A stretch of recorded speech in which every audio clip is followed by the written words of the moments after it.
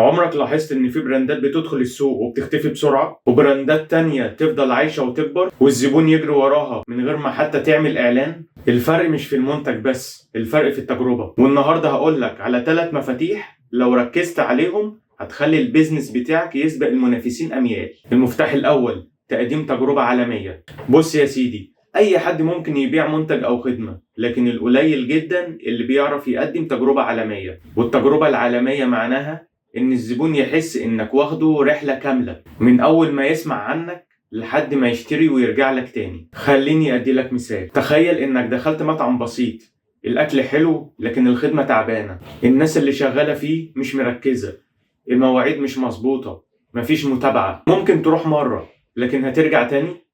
احتمال ضعيف جدا.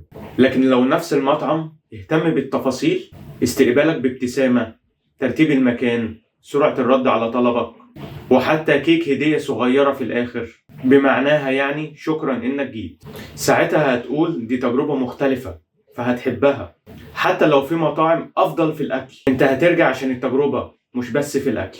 يبقى المطلوب منك رد سريع ومحترم على كل عميل، خدمة أو منتج يتسلم بشكل منظم ونضيف، ومتابعة بعد البيع، وأسلوب كلام يعكس إنك محترف. التفاصيل الصغيرة دي هي اللي تحسس العميل إن هو بيتعامل مع براند عالمي، مش مجرد بيزنس عادي. خلي بالك، مش الهدف إنك تبيع مرة وتكسب قرش وتمشي. الهدف إنك تبني علاقة طويلة المدى تخلي الزبون يرجع لك مرة واتنين وعشرة. على أديك مثال، تخيل معايا محل قهوة، في محل بيبيع لك كوباية قهوة مرة وتخلص القصة، وفي محل تاني كل ما تروح يقولك ازيك يا أستاذ فلان. ايه اللي هيخليك ترجع تاني؟ المحل اللي فاكر تفاصيلك صح. ده معناه انه عرف قيمة الزبون وعايز يحافظ عليه أطول فترة ممكنة. إزاي تزود القيمة دي؟ افهم الزبون فعلا محتاج إيه، اعرض حلول متنوعة مش منتج واحد، اعمل باقات عروض شهرية أو سنوية، خلي المتابعة جزء أساسي من شغلك. لما تزود القيمة الدائمة للزبون،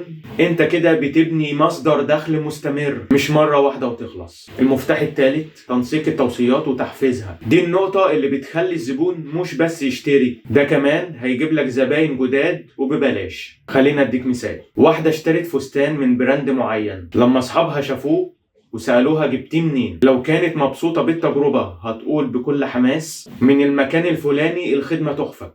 وبكده البراند كسب دعاية مجانية. طب ازاي تستغل الموضوع ده صح؟ اعمل نظام توصية، يعني لو الزبون جاب لك عميل جديد اعمل له خصم او هدية. شجع الناس تحكي عن تجربتها معاك، سواء ريفيوز او ستوريز على السوشيال ميديا. خليك متابع واسأل دايما راضي عن تجربتك.